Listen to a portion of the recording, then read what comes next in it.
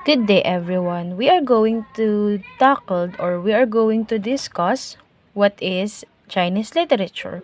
This discussion presented by Group 2. So let us define what is Chinese literature. Chinese literature is among the most imaginative and interesting in the world. It is a body of work written in Chinese. It includes lyric poetry, historical, didactic writing, drama, and various forms of fiction. Chinese literature is one of the major literary heritage in the world. It is a vast subject that spans thousands of years. It reflects the Chinese culture and it includes various literary genres from Shang Dynasty up to the modern era. Furthermore, those literary works they made consist of true feelings and the writers have the freedom to use any kinds of formal and patterns. One of the most interesting things about Chinese literature is that much of the serious literature composed using a formal written language that is called classical Chinese. This language that they used is in making literary pieces is different from the spoken language in daily conversation. This is one of the reason why Chinese literature become complex when it comes to the language use. So, let us know the characteristic of Chinese literature. Through cultural contact, Chinese literature has profoundly influenced the literary tradition of other Asian countries, particularly in Japan, Korea, and Vietnam. Not only was the Chinese script adopted for the written language of these countries, but some writers adopted the Chinese language has achieved literary media at least before 21st century. The graphic nature of the written aspect of the Chinese language has produced a number of notes worth the effect upon Chinese literature and its diffusions. The first characteristic of Chinese literature is that especially poetry is recorded in handwriting or printed and preferred to make an aesthetic appeal to the readers. Next is the visual appeal of the graph has in fact given rise to the elevated status of calligraphy in China and used to be a part of general lifestyle design. Next, Chinese literature is a vast variety of forms, but in a negative side, wherein some people doesn't know how to read or write or have nothing knowledge about their literary works. On the other hand, the Chinese written language, even with its obvious disadvantage, has been a potent factor to the cultural unity of the growing millions of the Chinese people. The history of Chinese literature. Writing in China dates back to the hieroglyphs that were used in the Shang dynasty of 17,000s to 1050 BC. Chinese literature is a vast subject that spans thousands of years. One of the interesting things about Chinese literature is that much of the serious literature was composed using a formal written language that is called Classical Chinese. The best literature of the Yuan dynasty era and the four novels that are considered the greatest classics are important exceptions. However, even during the Qing dynasty of 200 years ago, most writers composed in a literary stream that extend back about 2,400 years. They studied every ancient writing in more or less than original written language. This large breadth of time with so many writers living in the various eras and countries makes Chinese literature complex. Chinese literary works include fiction, philosophical and religious works, poetry, and scientific writing. The dynastic eras frame the history of Chinese literature and are examined one by one. The grammar of the written classical language is different from the spoken language of the past 2,000 years. This written language was used by people of many different ethnic groups and countries during the Zhou, Qin, and Han eras spanning 10,050 BC to 220 AD. After the Han Dynasty, the written language evolved as the spoken language changed, but most writers still based compositions on classical Chinese. However, this written language wasn't the vernacular language even 2,000 years ago. The empires and groups of kingdoms of all these eras were composed of people speaking many different native languages. If Europe had a literary history like China, it would be as if most European writers until the 20th century always tried to write an ancient classical Greek that became a dead language more than 2 millennia ago. Shang Dynasty, about 1700 to 10,050 BC. Development of Chinese writing. The first dynasty for which there is historical record and archaeological evidence is the Shang Dynasty. It was a small empire in northern central China. No documents from the country survive, but there are archaeological finds of hieroglyphic writing on bronze wares and oral bones. The hieroglyphic writing system later evolved into ideographic and partly phonetic Chinese characters. Zhou Dynasty, 1045 to 255 BC. Basic philosophical and religious literature. The Zhou Dynasty was contemporaneous writing with the Shang Dynasty, and then they conquered the Shang Dynasty. Their dynasty lasted for about 800 years, but for most of the time, their original territory was broken up into dozens of competing kingdoms, and this final coalesced into several big and warring kingdoms by the end of the Zhou era. The great literary works of philosophy and religion that became the basis for Chinese religious and social beliefs stem from that is called the Spring and Autumn period. It was 770 to 476, and the Warring States period for about 475 to 221. Taoism, Confucian literature, and other prominent religious and peace during these two periods. The Chinese called this simultaneous emergence of religions and philosophies the 100 schools of thought. Perhaps so many philosophers could rise simultaneously because they lived in small kingdoms that supported them. In Chinese history, the dominant rulers generally squelch or discourage philosophical expression that contradict their own. So when there were several small powers, different schools of thought could survive in the land of the same time. The major literary achievements of the Confucian classics, early Taoist writer, and other important prose works originated in the late Spring and Autumn period and the Warring States period of the Zhou Dynasty era. These literary works deeply shaped Chinese philosophy and religion. Qin Dynasty, 221 to 206 before Christ. It is the literary disaster and legalism, Mohism. It is a big philosophical and religious school. At the end of the Zhou Dynasty era that is called the Warring States period of the surviving few big states in the land, the Qin Dynasty became the most powerful. It had big armies and conquered the others. Once the Qin Emperor had controlled, he wanted to keep it, and they squelched any opposition to his authority. In the conquered territories, there were teachers of many different doctrines and religions. A big philosophical and religious school then was called Mohism. They were particularly attacked by the Qin Dynasty and little is known about it. An early form of was also established in China at that time, but their temples and literature were destroyed and even less is known about them. The emperor wanted to reduce the 100 schools to one that he ordered. He ordered the destruction of most books all over the empire. He even killed many Confucian philosophers and teachers. He allowed books on scientific subjects like medicine or agriculture to survive.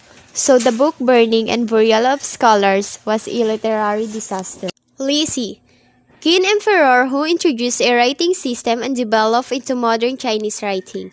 On the other hand, the Qin Dynasty standardized the written classical language.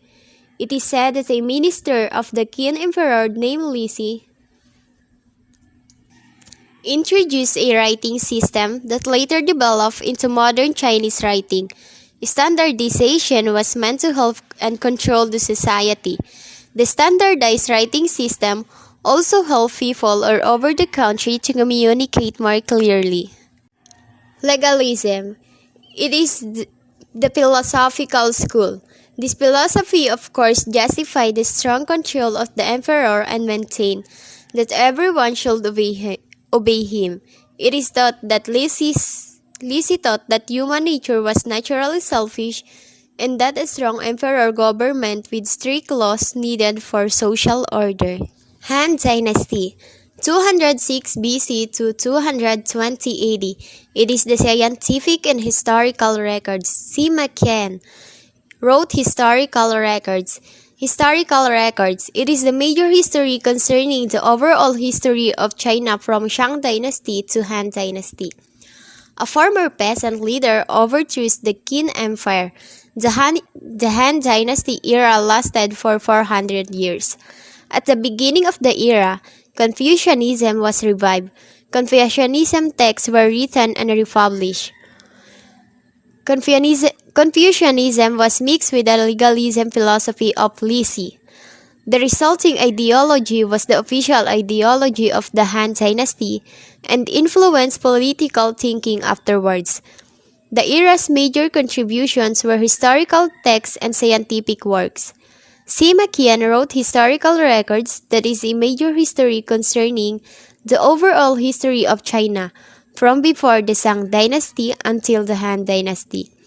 The book's prose was considered a model for writers in succeeding dynastic eras. Another important historical text concerning the Han Dynasty itself. Some scientific texts were also thought to be important for their times, thought it doesn't seem that the information was widely known or well known afterwards. The Han Dynasty era was one of the two main hotspot eras for scientific and technical advance, but printing wasn't available for wide publication of the information. During the Eastern Han Dynasty, towards the end of the Han era, the influence of the philosophy of the Confucian classics that hindered scientific progress was warning, so people were more free to pursue invention. Kai Lun of the imperial court is said to be the first person in the world to create writing paper, and it is important to written communication at the end of the empire. Binary forges were used in steelmaking, 2 or 3 mathematical texts showing advanced mathematics for the times were written. The next dynasty is called the Song Dynasty. The Song Dynasty was marked by cultural advancement and military weakness. During this period, literary output was spectacularly increased, thanks mainly to the improvement of printing invented in the 8th century and to the establishment of public schools throughout the empire from 1044. Nearly all the literary genres in verse and prose were continued, and some trends began in Tang times were accelerated. It was weaker than the Tang dynasty, but the imperial government officials made remarkable scientific and technical advances. Military technology greatly advanced, and they traded little with the West due to the presence of warring Muslim states on the old trade routes. There wasn't territorial expansion, but the empire was continuously attacked by nomadic tribes and countries around them. Their northern territory was invaded and they were forced to move their capital to southern China. So the era is divided into two eras called the Northern Song and the Southern Song eras. So under the Song Dynasty literature, we are going to discuss about early woodblock printing, the travel literature, prose, poetry, scientific texts, and Neo-Confucian classics. One of the era's technological accomplishment was the invention of movable type about the turn of second millennia during the Northern Song period. This helped to spread knowledge, since printed materials could be published more quickly and cheaply. Travel literature in which authors wrote about their trips and about various destinations became popular perhaps because the texts could be cheaply bought. The Confucian classics were codified and used as test material for the entrance examination into the elite bureaucracy. Advanced scientific texts and atlases were published, and important poems were written. The Confucian classics were important in China's history because from the Song dynasty onwards, they were the texts people needed to know in order to pass an examination for the bureaucracy of China. These Confucian classics were the 5 classics that were thought to have been penned by Confucius and 4 books that were thought to contain Confucius-related material, but were compiled during the Southern Song era. The 4 books and 5 classics were basically memorized by those who did the best on the exams. In this way, Confucianism, as codified during the Song era, became the dominant political philosophy of the several empires until modern times. Since the bureaucrats all studied the same works on social behavior and philosophy, this promoted unity and the normalization of behavior throughout each empire and during dynastic changes. The scholar bureaucrats had a common base of understanding, and they passed on these ideas to the people under them. Those who passed the difficult exams were highly respected even they didn't receive a ruling post. High education in this system was thought to produce nobility. The 5 classics include the Book of Changes, the Classic of Poetry, the Record of Rites that was a recreation of the original Classic of Rites of Confucius that was lost in the Qin book purge, the Classic of History, and the Spring and Autumn Annals that was mainly a historical record of Confucius' native state of Lu. The 4 books include the Analects of Confucius, that is a book of pithy sayings attributed to Confucius and recorded by his disciples. Mencius, that is a collection of political dialogues attributed to Mencius. The Doctrine of the Mean, the Great Learning, that is a book about education, self-cultivation, and the Tao. For foreigners who want a taste of Confucian philosophy, reading the Analects of Confucius is a good introduction since the statements are usually simple and like common sense. Another period of scientific progress and technical invention was the Song era. Song technicians seem to have made a lot of advancements in medical or in mechanical engineering. They made advancements contraptions out of gears, pulleys, and wheels. These were used to make big clocks, a mechanical odometer, on animal-drawn carts that marked land distance by making noise after traveling a certain distance, and other advanced instruments. The Song technicians also invented many uses gunpowder, including rockets, explosives, and big guns.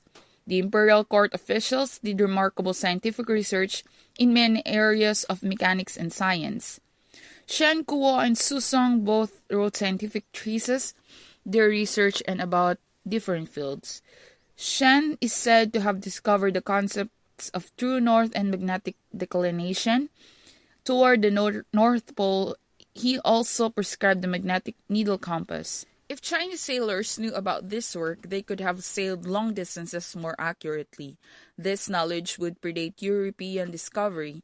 He did advance astronomical research for his time. Su Song wrote a treatise called the Bancao Tujing with the information in medicine, botany, and zoology. He also was the author of a large celestial atlas of 5 different maps, and he also made land atlases. Su Song was famous for his hydraulic powered astronomical clock tower.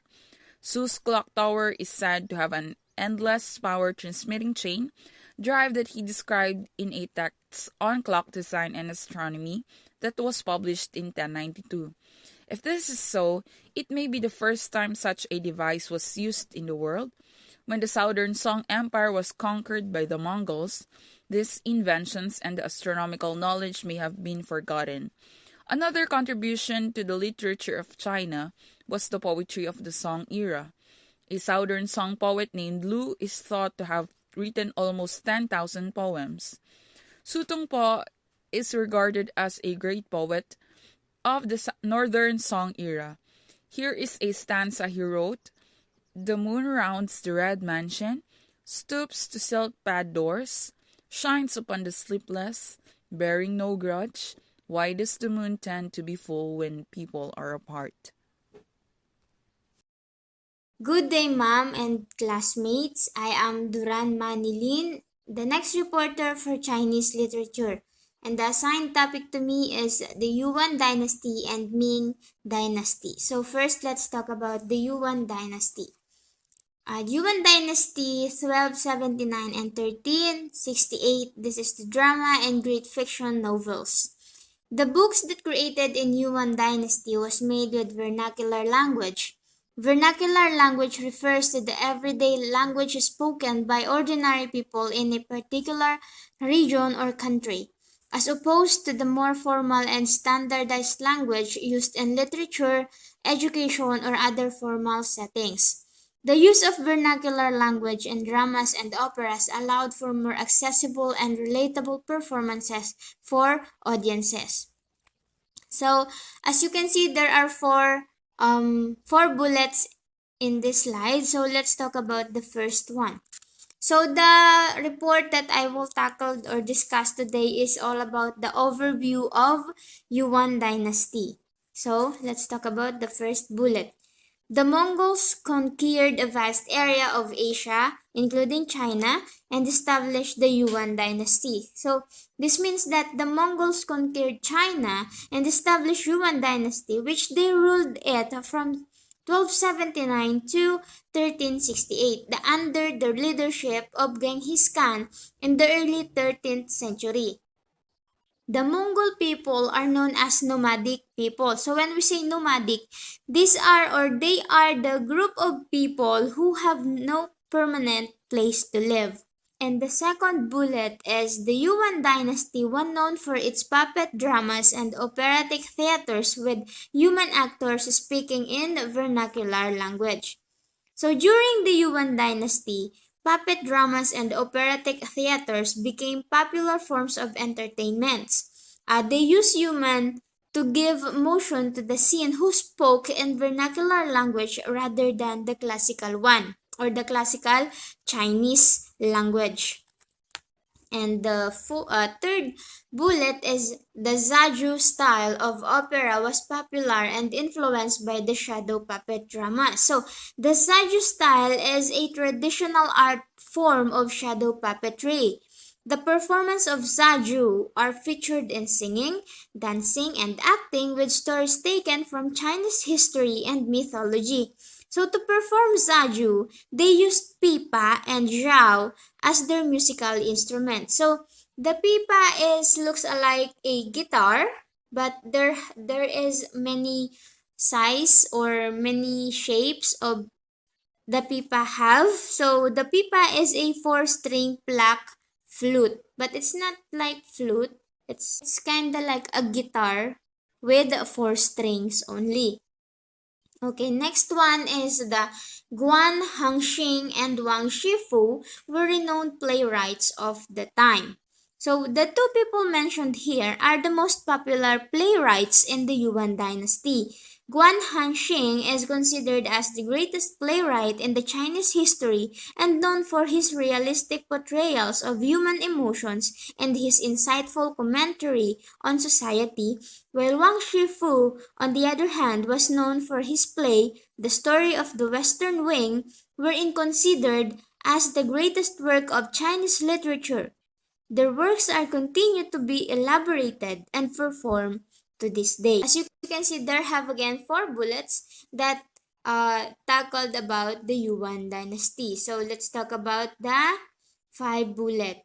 Two of the four greatest novels in Chinese literature, The Water Margin and The Romance of the Three Kingdoms, were written during the Yuan dynasty. So, during the Yuan dynasty in China, many literary works were produced, including two of the most famous and influential novels in Chinese literature, Water Margin and The Romance of the Three Kingdoms. So the Water Margin, it is a novel about a group of outlaws fighting against corrupt officials, while The Romance of the Three Kingdoms tells the story of a period of political turmoil in Chinese history.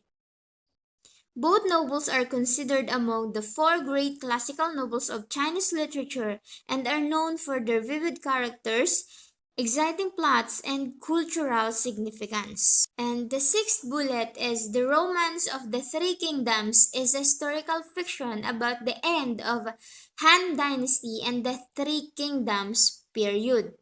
So, The Romance of the Three Kingdoms is a Chinese historical novel that was written during the 14th century.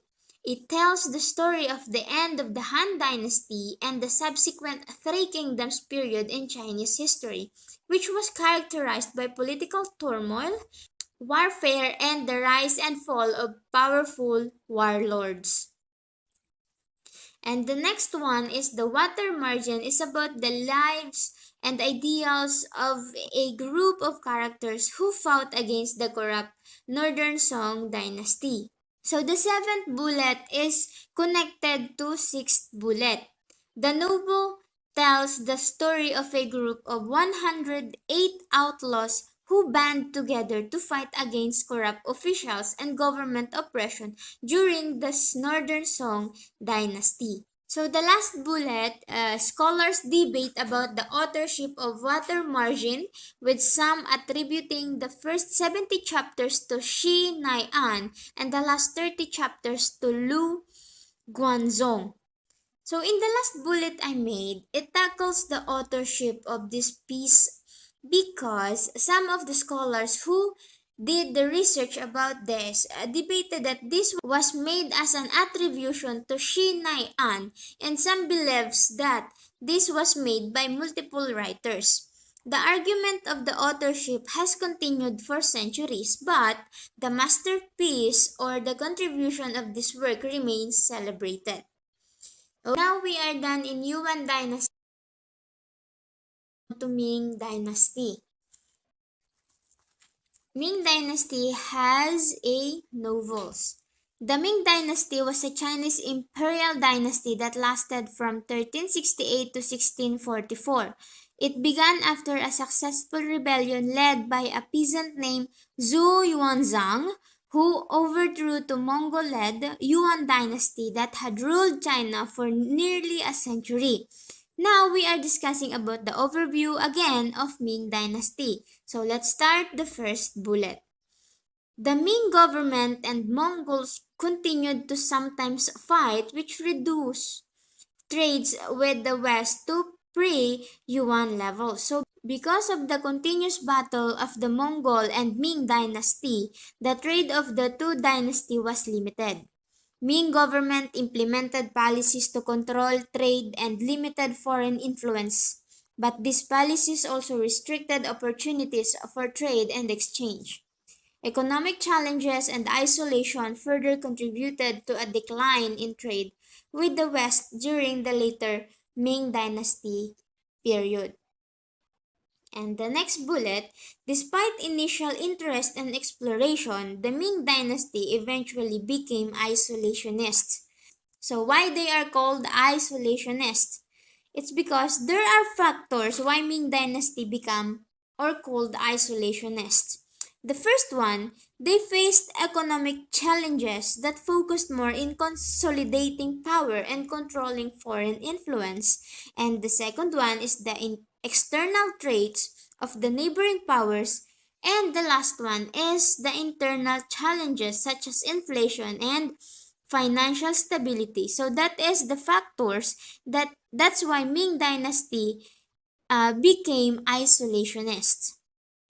And the fourth bullet, despite this, the era is known for its contribution to literature, particularly in the area of novels.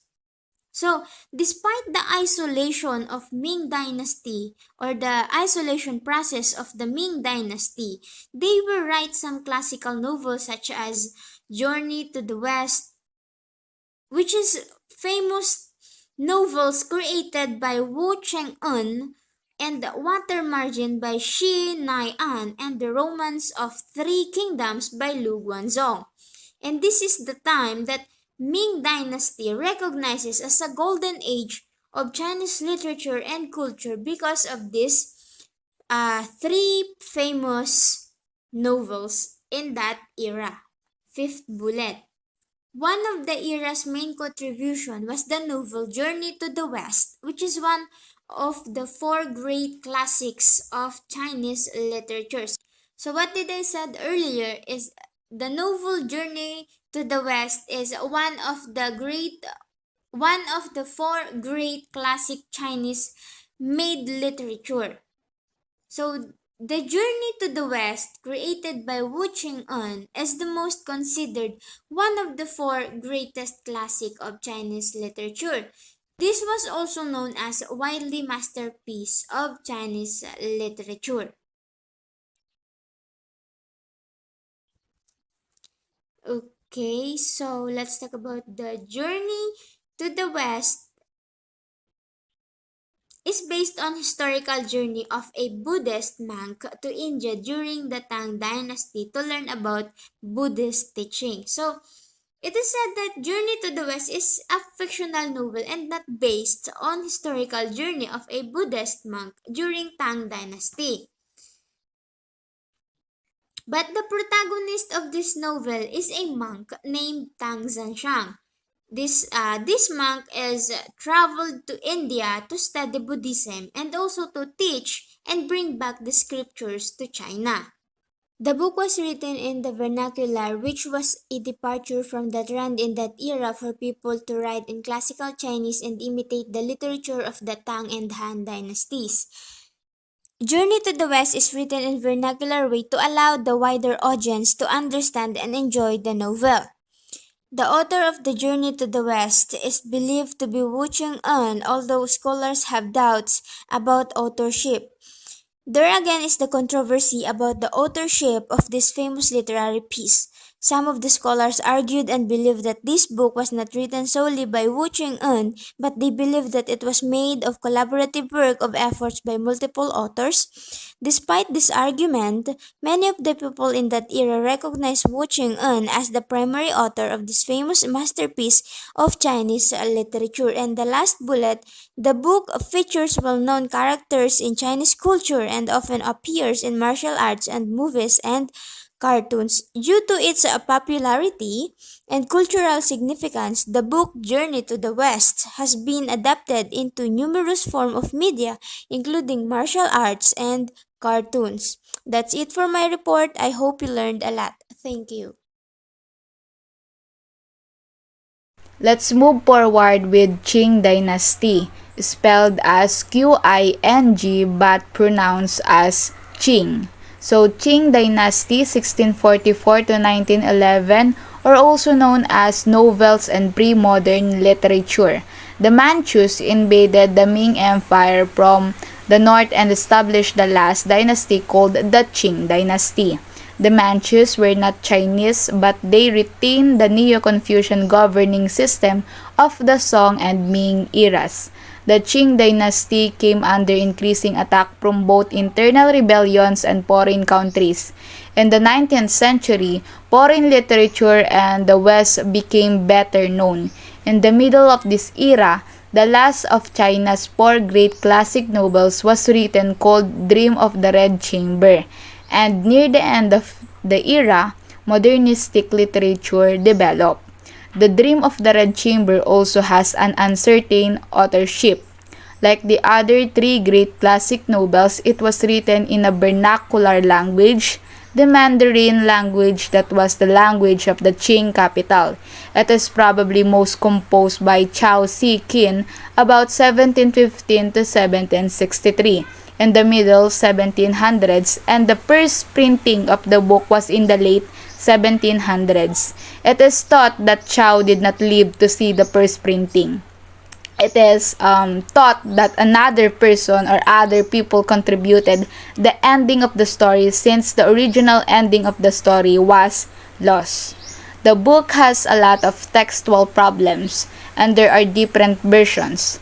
In a preface to a printed version in 1792, two editors claim to have put together an ending based on the author's working manuscripts that they had bought from a street vendor. At the end of the Qing dynasty era, the dynastic rulers came under increasing pressure both from foreign attacks and internal rebellions. Educated Chinese had easier access to foreign literature, and they were more influenced by Western culture.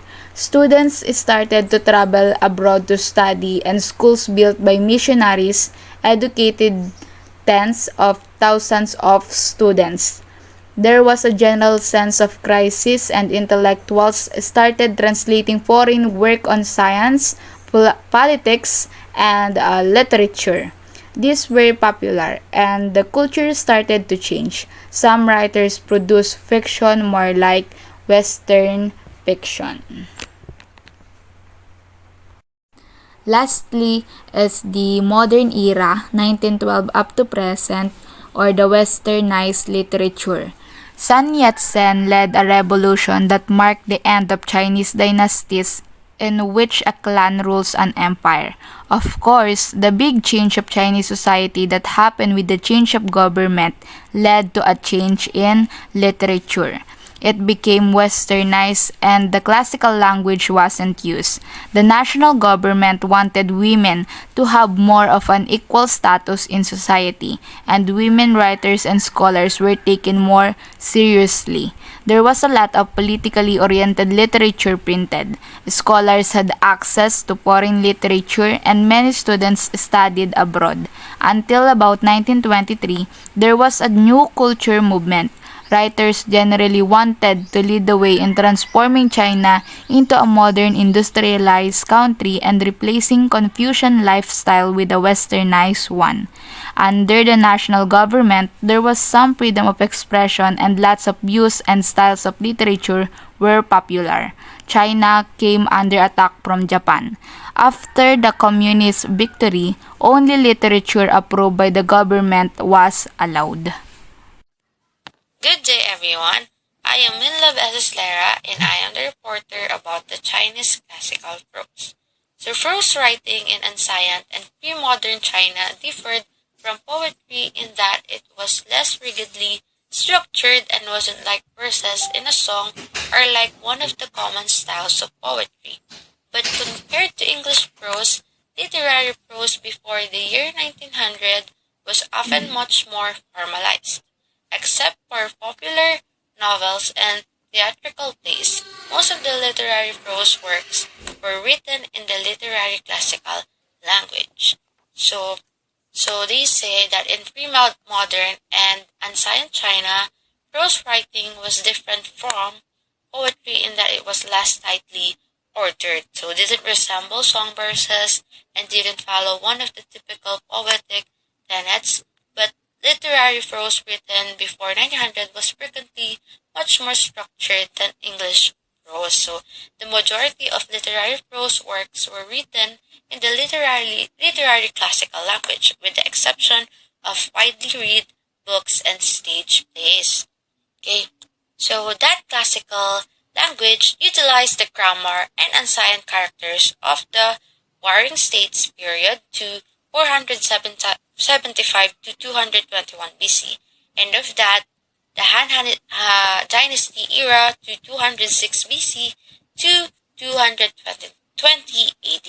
So, next, so for about 2,000 years after the Qing Dynasty era, Chinese writers had a constraint that European writers generally didn't face after the Renaissance. So Chinese writers generally needed to write in a common literary language that wasn't their native language or a vernacular language anywhere. So the ancient languages of the warring states period were extinct. So, but writers had to maintain the grammar and the use of the vocabulary. So in some ways, this is similar to how educated Europeans wrote in Latin until the Renaissance era. So Chinese writers faced a limitation for nearly 2,000 years following in the Qing dynasty, which European writers did not typically experience after the Renaissance. So Chinese authors typically had to write in a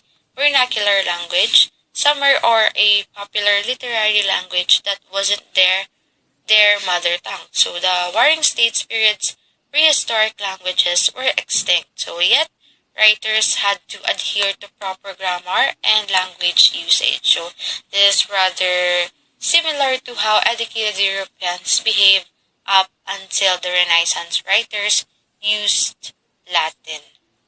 Okay. Okay, next. After the 14th century, vernacular fiction became popular. This may be because the invention of printing allowed the works to be more widely published. In the Yuan, Ming, and Qing eras, four novels were published that are considered the best in Chinese history. The four novels are often called the four classics in China. So all four were written in a spoken language of their times, unlike most ancient literature that was written in the literary classical language. So the popularity of vernacular fiction increased after the 14th century. So this might be because the development of printing made it possible for the works to be published more broadly. So four novels that are regarded as the best in Chinese literature were produced during the Yuan in 1279 to 1368. So Ming and Qing dynasties, China refers to the four novels as the four classics quite frequently. So unlike the majority of ancient literature, which was written in the literary classical language, all four were written in a spoken language of their respective areas. Okay, next, so these four novels all have disputed authorship. They are the Romance of the Three Kingdoms that is said to have been written by Lu Guanchong during the Yuan dynasty. So Water Margin that is said to be written by Shi Nai An during the Yuan era. So Journey to the West that is thought to have been published anonymously by Wu Sheng'an during the Ming Dynasty era. So In the Dream of the Red Chamber was said to be written by Shao Shekin during the Qing Dynasty era. So the writers wrote in different languages, but vernacular prose can be called the third type of classical prose writing. So all four of these books have questionable authorship. They are Turn to the West, which is believed to have been published anonymously by Wu Sheng'an during the Ming Dynasty, The Romance of the Three Kingdoms, which is attributed to Luo Guanchong during the Yuan Dynasty. So Water Margin, which is attributed to Shi Nai An during the Yuan era, and The Dream of the Red Chamber, which was attributed to the Shao Shekin. Vernacular prose can be thought of the third category of classical prose writing. So, however, the authors wrote in many languages. Now let's move on to the Chinese poetry, the birth of literature. Poetry is the earliest form of Chinese literature that originated from folk songs before the written Chinese language even existed. The earliest anthology of ancient poems, Shi Jing, or Book of Poetry, which is prized by scholars for its literary and historic significance, dates back to between the 11th and 6th century BC. Conventionally, Chinese poetry is divided into four classes: Shi, or poetry; Qi, Ji, or songs; and Fu. History of poetic culture. Rhyme had always been an essential part of Chinese poetry.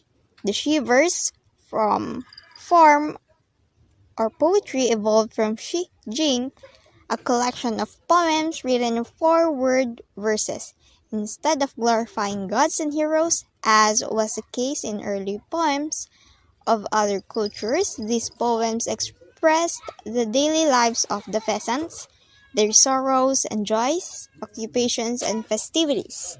Characterized by simplicity of language and emotion, they marked the beginning of Chinese poetry. Ku Yuan, a poet of the Chu state of 4th century BC, wrote Chu Shi, Elegies of Chu, pioneering a unique form of classical Chinese poetry, both romantic and mythological. Next came Yue Fu, the Great Ballads, a general term for folk songs and ballads of the Han Dynasty on 206 BC to 220 AD. The heyday of poetry, like so many other Chinese art forms, came in the Tang Dynasty 618 to 907, a period of general peace and prosperity. More than 50,000 poems written by 2,200 poets during these 300 years are still known today.